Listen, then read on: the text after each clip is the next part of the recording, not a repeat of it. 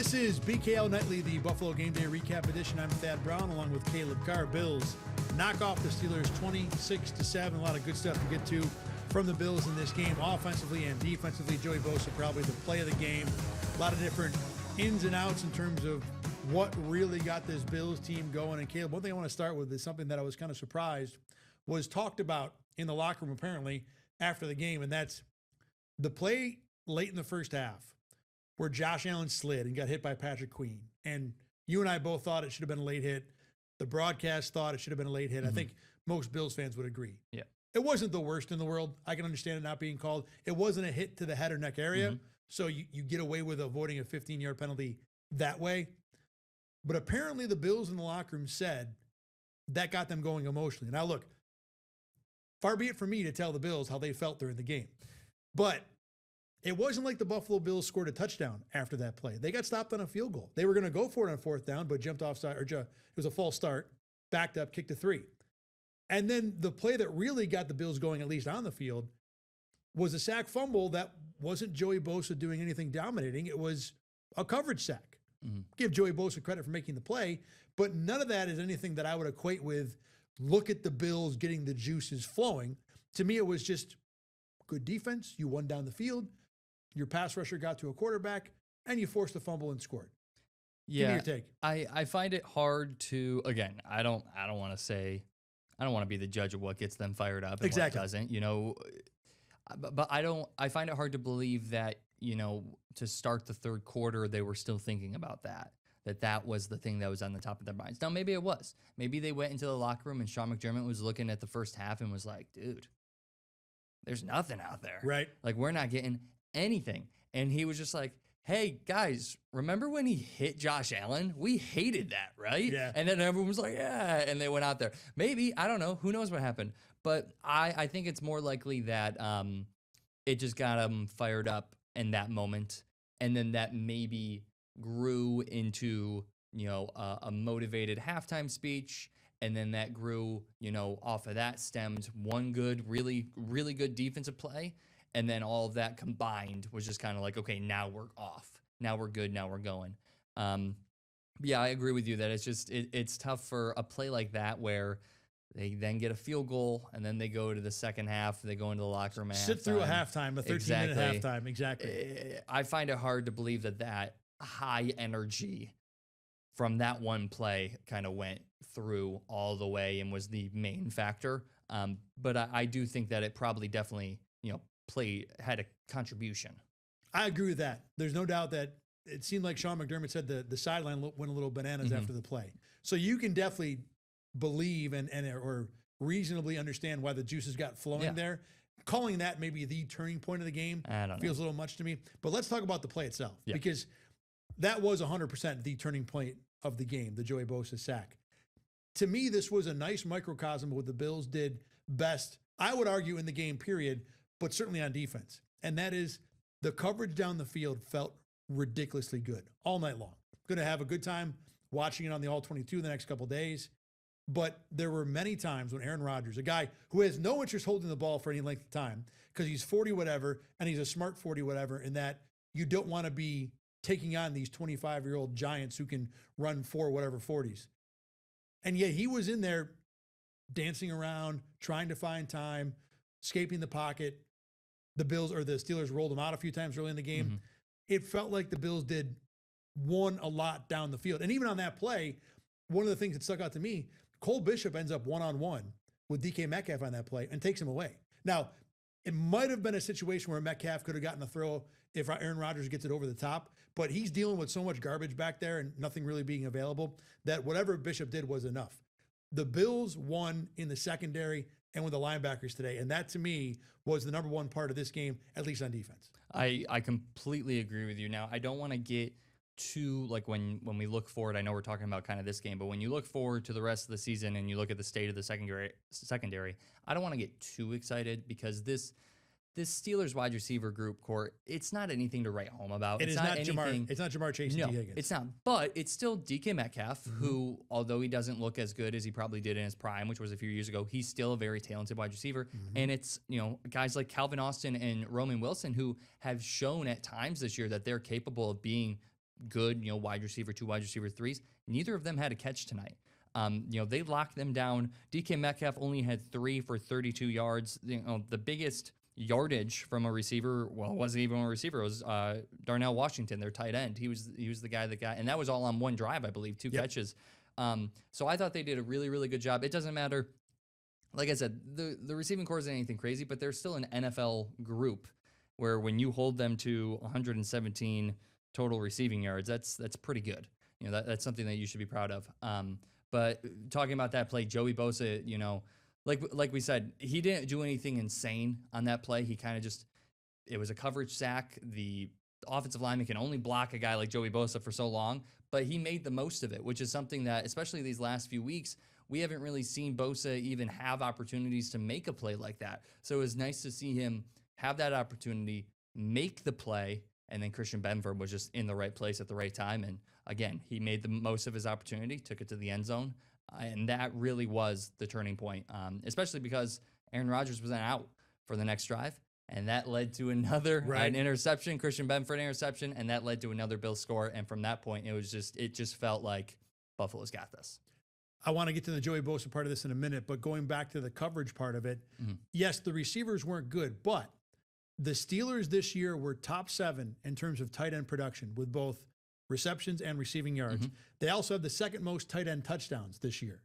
So, yes, on paper, it was DK Metcalf and a bunch of guys that you never have on a fantasy team, but the tight end group has been very good, and the Bills took that away. Now, that plays into the Bills' strength, too. This was strength versus strength. The Bills are number 1 by a lot when it comes to preventing tight end receptions, and that happened again in this game. And is it a very specific strength? Sure. But it's still a strength that's going to help you out. Exactly. And the Bills, when you went, good on good, they dominated. Like you said, there was one drive. They had one other tight end catch. Jonnu Smith had a 6-yarder. I don't remember when it was in the game.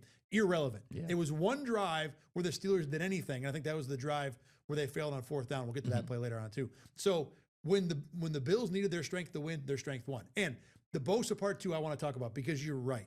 This is exactly the play you bring this guy in for, to take a game and totally flip it on its head. Sure, it was a coverage sack, and it took him 5 seconds to get there. Regardless, he got there. He forced the fumble. It went back for a touchdown, and the Bills controlled the game from there. If you get one Joey Bosa play like that a month, your team is doing pretty good. Yeah, like you said, that's why they brought him in, was to be that guy. You look at the Bills' defense these past few years, and even for a lot of this season, there hasn't really been that guy that you're like, the Bills need a play. This is the guy that's going to make it. You kind of hope that it was Von Miller when he was there, and he was kind of that for up and down. Up until the injury in the Thanksgiving Day game. He was good for those 11 games. And then it was just, nothing with, like you said, an injury. But Joey Bosa has been kind of up and down also this year. But that's the type of play that you brought him in to say, okay, we are down, what was it? It was 7-3 at that point. Yep. We're down 7-3. First play of the second half. We need something here. Go get us something. And Bosa said, I got you. And he did that. Like you said, it's a coverage sack. It wasn't him just making, an offensive lineman look silly or anything, but it was still what you expect. And like I said, past few weeks, we haven't really even seen that from Bosa. Like what we expect, we haven't seen. So to at least see that was, I think, a big step forward for what we could see for him down the rest of the year and potentially in a playoff push. Let's not dismiss the part of this that is forcing the fumble. That's a skill. Yes, yeah. So you have to be able to do it. It's not a hard skill, but regardless, he still got it happen. An old man Rodgers, but yeah. Regardless, well, that's part of it too. He made it happen, and he did it. He's got a bum wing himself, Joey Bosa. So it's not like he's 100% healthy. So we'll talk a little more about the defense probably later on. Let me flip to the other side of the ball because obviously the big story from this game is the run game for the Bills. All kinds of numbers and records and marks. So Bills ran for 249 as a team. That is the most ever at Acrisure Stadium, which is Pittsburgh's current building. Now, it only opened in 2001. So not this is a record over 1,000 years of time. It's a 25-year-old record. Still cool. Yeah.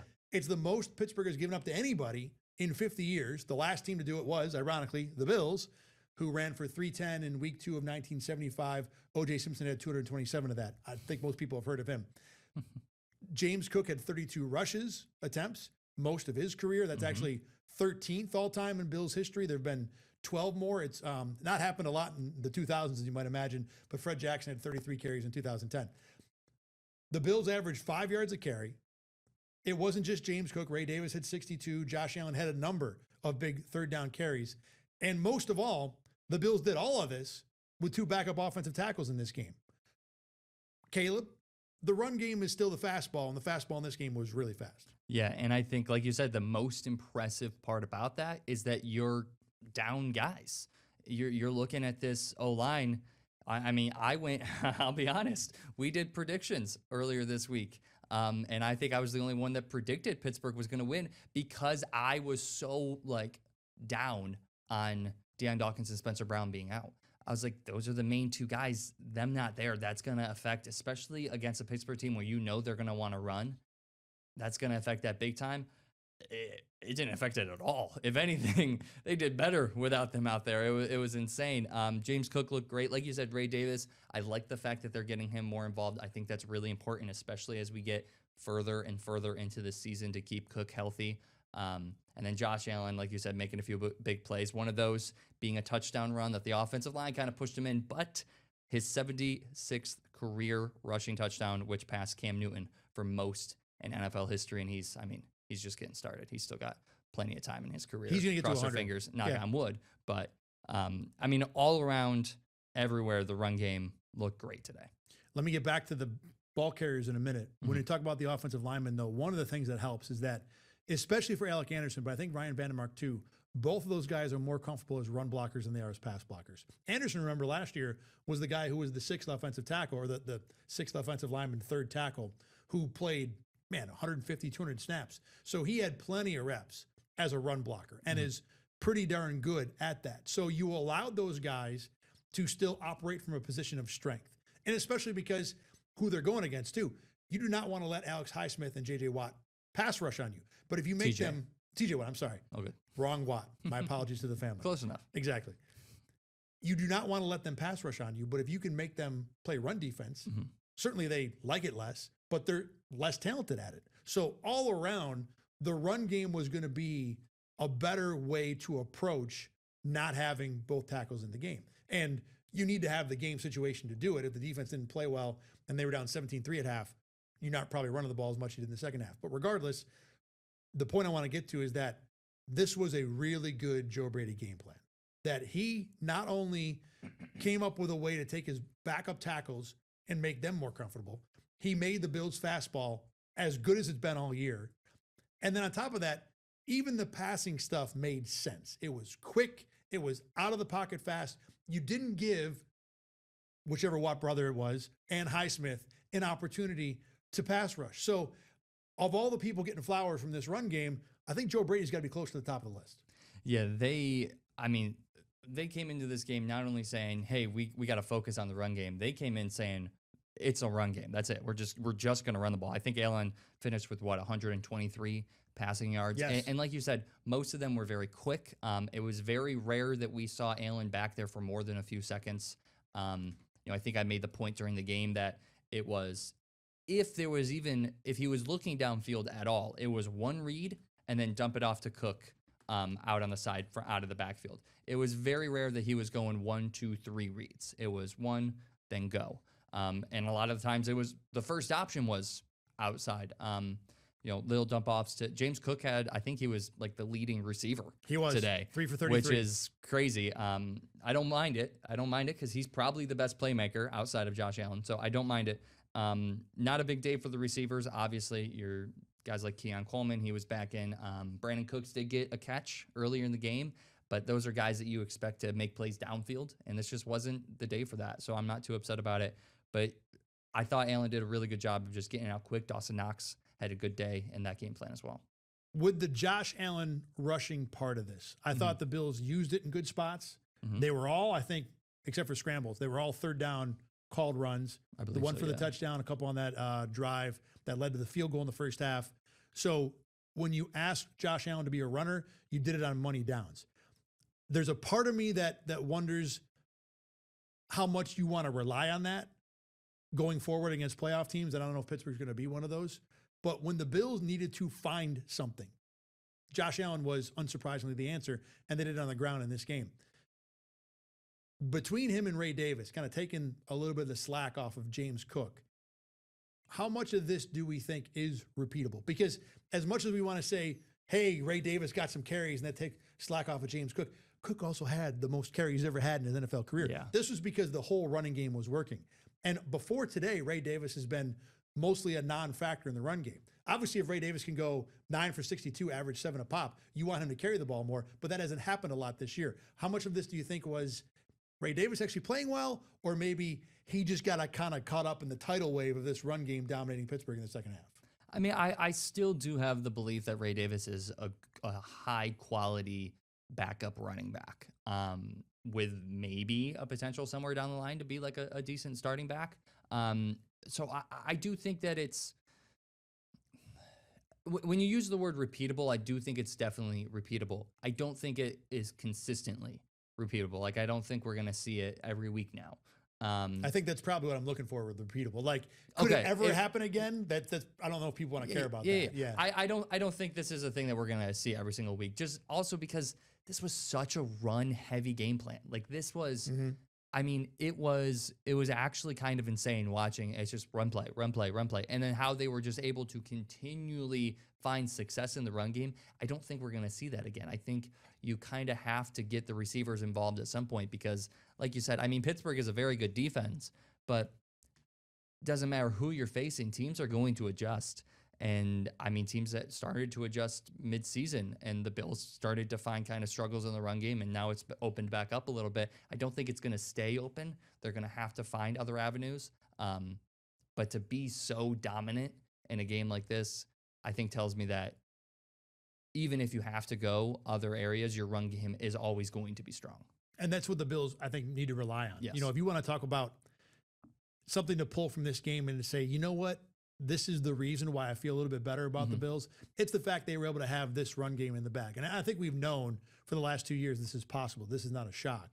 But it was a reminder that, look, we can still do this. We can still, because there have been weeks lately where the run game hasn't been anywhere near this good or this dominant or take this much control of a football game.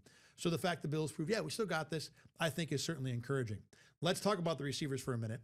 Brandon Cooks gets the catch on the first drive. Yeah. Look at that, instant impact, converts a first down. Good for him. His only catch of the game. Outside of that, there was no receiver other than Keon Coleman who had more than one catch. Keon had 9 yards on 2 catches. Gabe Davis, Khalil Shakir, each 1 for 5. It was a great game where the Bills didn't need to throw it. They actually almost averaged more yards rushing the ball than they did throwing, which is kind of crazy. But the bigger problem with this team that the receivers are not producing, we kind of get the paper over that with what happened with the run game in this one. Yeah, I think how dominant the run game is definitely going to kind of have a shadow over this receiving core. I don't want it to go, I don't want us to start being like, oh, I think the receiving core is fine because of look at how good the run game. No, the receiving core is still not fine. It's very much not fine. Like you said, Keon Coleman back from his his benching, 2 catches, 9 yards, a touchdown. The touchdown play was nothing special. Any receiver in the NFL could have made that he play, literally just ran right to the back of the end zone and then kind of jogged across the back. Allen made a spectacular play, hit him in the back of the end zone. I honestly don't even remember what his other catch was. I don't think it was late in the game, I think. Yeah, I don't think it was anything crazy in garbage time. So whatever.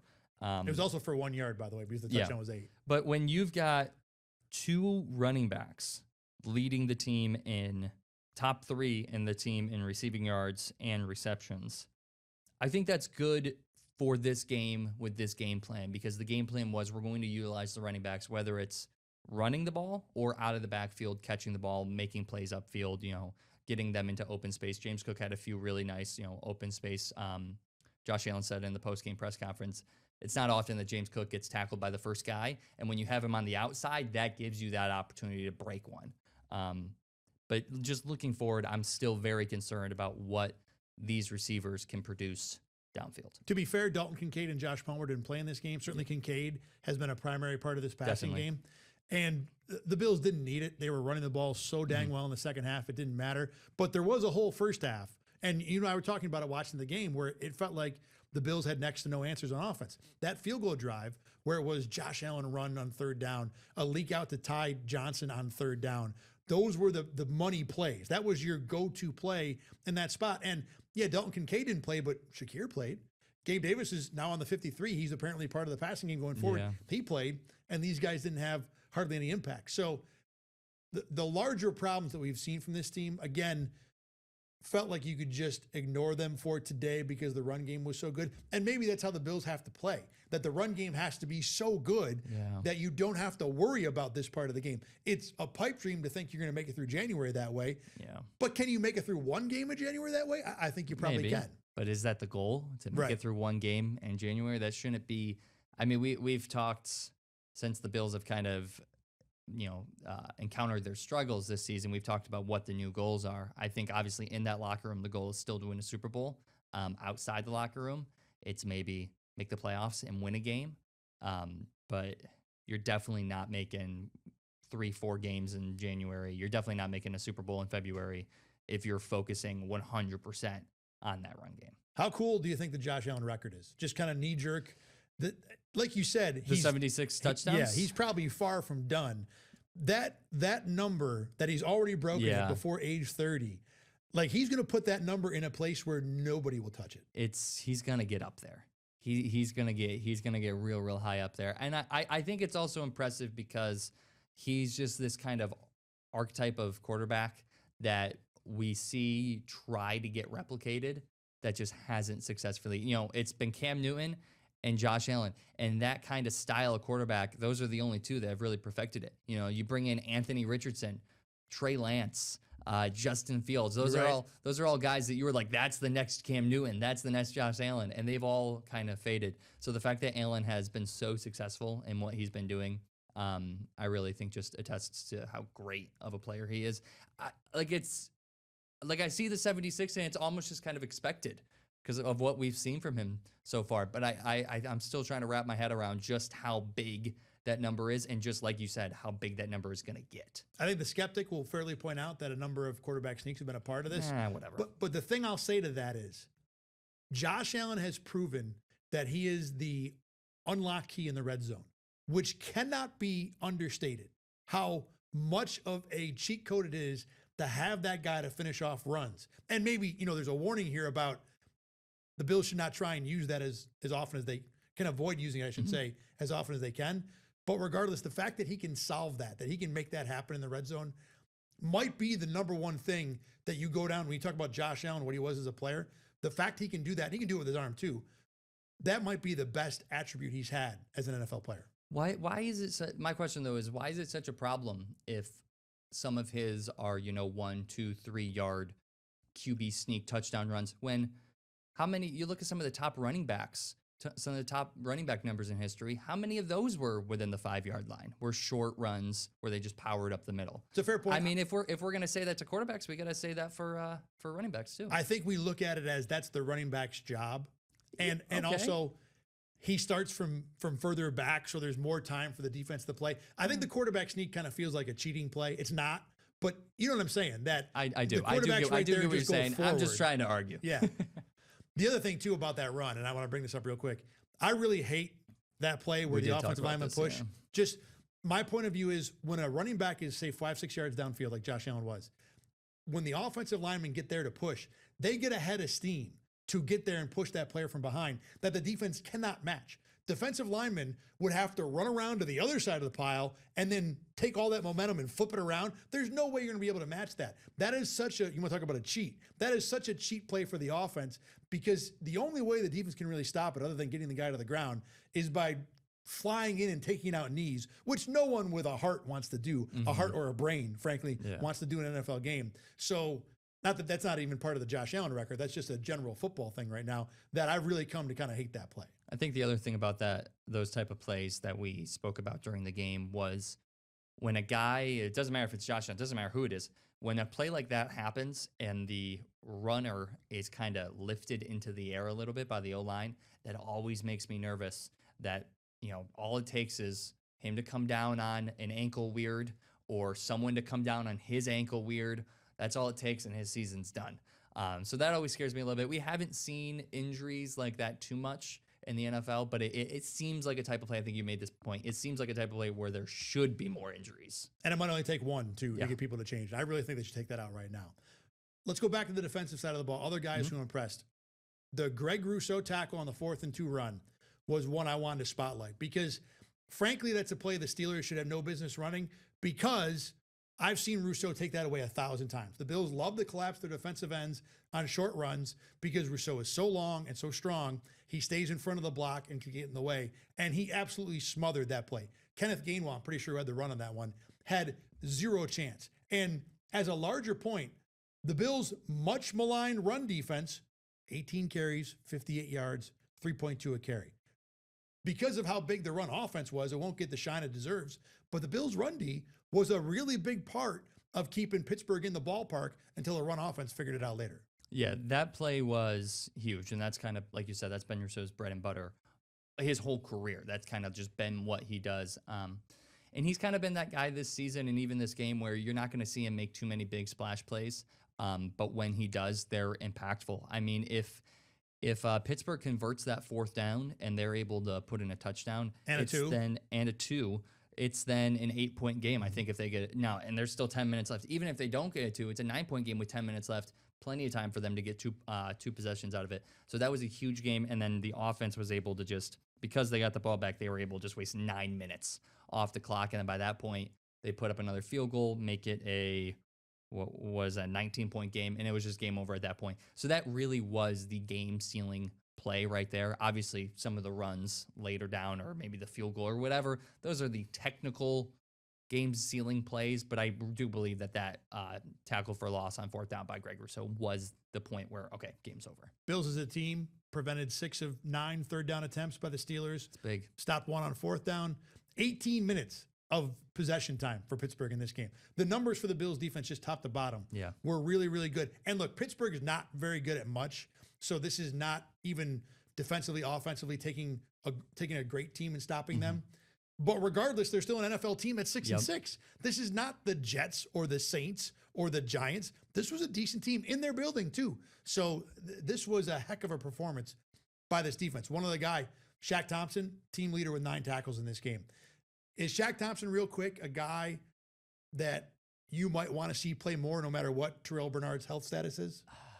Yes. I'm gonna say at least around the same levels that he's playing right now. I think he deserves the opportunities. I think he's shown that he is a reliable player out there. You know, he's not we've seen him make a couple really good plays this year, but he's not like a huge highlight guy. But with some of the play that you've been getting out of those linebackers this year, just having a guy out there that you can rely on is huge for the defense. And that's exactly what Shaq Thompson has been pretty much every single down he's played for the Bills this year. Last couple minutes here. Let's take the temperature of Sean McDermott, because there were a number of Bills fans that wanted him tarred and feathered and shot out of a cannon this week, along with Brandon Beane, perhaps at the same time. This was a heck of a bounce back win. Gets the Bills season kind of back on the rails. Maybe not, look, no one's buying Super Bowl tickets, but they are still very much a playoff favorite. And that was big with Houston winning today too. Let's see the Bills continue. I mean, all season long, I've been talking about consistency. That's like the big thing I want to see from them. I don't need to see Buffalo as a Super Bowl caliber team, like at that level. I just need them to consistently play like a playoff team for me to feel better. So let's see them consistently play as a playoff team against the Bengals next week, against the Patriots in a few weeks, and against the Eagles in 4 weeks. Like, let's see them continue to play. Because like you said, Pittsburgh isn't great.